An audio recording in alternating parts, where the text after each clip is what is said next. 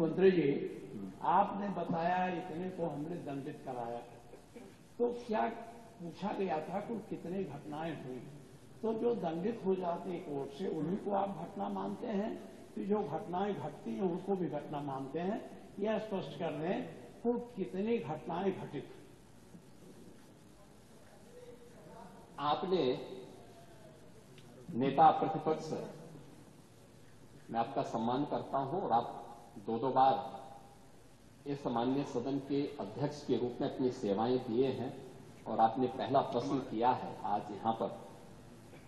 पहले तो आपके चयन के लिए मैं आपको बधाई देता हूं, और ठीक है, अलग विषय है कि आपने चचा को गच्चा दे ही दिया। चचा बेचारा हमेशा ही ऐसे ही मार खाता है, उनकी नियति ही ऐसी है, क्योंकि भतीजा हमेशा भयभीत रहता है। लेकिन आप इस सदन के एक वरिष्ठतम सदस्यों में से हैं, आपका मैं सम्मान करता हूं। मैंने आपको पहले भी बताया कि 24,000 जो महिला संबंधी अपराध थे प्रदेश के अंदर 2016 में, अगर हम देखेंगे तो बलात्कार की जो घटनाएं घटित हुई थी वह 1838 हुई थी। लेकिन अगर मैं 24 के अंदर की घटना बताता हूं, इनकी संख्या है 1373। और मुझे लगता है ये घटनाएं बताती है 25% से अधिक की कमी इस बारे में बताती है कि अपराधी आबादी तो बढ़ी होगी इस दौरान, और आबादी बढ़ने के क्रम में अपराध कम हो रहा है, नियंत्रित हो रहा है। लेकिन जो मैंने कहा, महिला संबंधी अपराध दोनों प्रकार के होते हैं, घर के अंदर भी होते हैं और घर के बाहर भी होते हैं। दोनों के लिए सरकार ने उस प्रकार की सेवाएं भी उपलब्ध की हैं। घरेलू हिंसा से संबंधित मामलों में 181 की सेवा है। घर के बाहर की सुरक्षा के बारे में जागरूकता पैदा करने के लिए और उन्हें सुरक्षा उपलब्ध कराने के लिए तत्काल वो कॉल कर सके, इसके लिए 1090 की सेवा उन्हें उपलब्ध कराई गई है।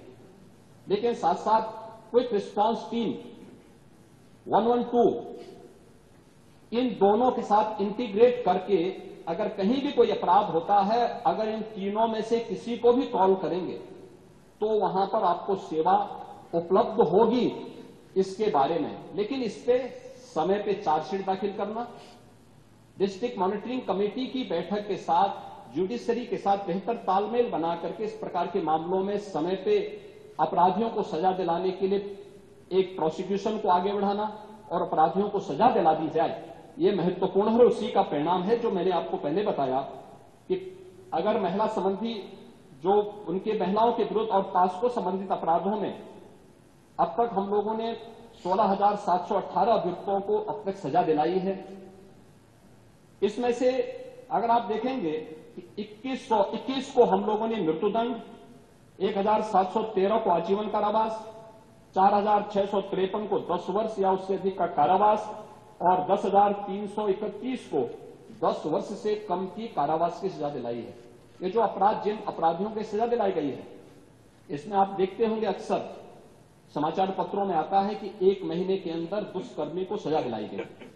ये प्रोसिक्यूशन को फास्ट करने, समय पे चार्जशीट दाखिल करने का परिणाम है।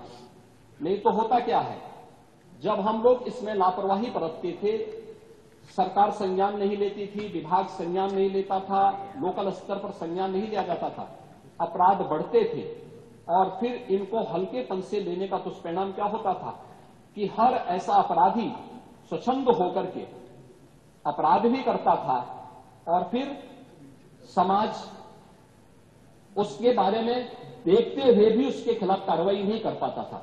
लेकिन आज अपराधी के मन में भय है और उस भय का परिणाम आज हम सबके सामने देखने को मिल रहा है कि उत्तर प्रदेश का जो ई प्रोसिक्यूशन पोर्टल है वो देश के अंदर नंबर 1 पर है। और उत्तर प्रदेश इस मामले में ऐसे अपराधियों को सजा दिलाने के लिए, महिला संबंधी अपराधियों को, जो भी ऐसे अपराधी हैं उनको सजा दिलाने में उत्तर प्रदेश देश के अग्रणी राज्यों में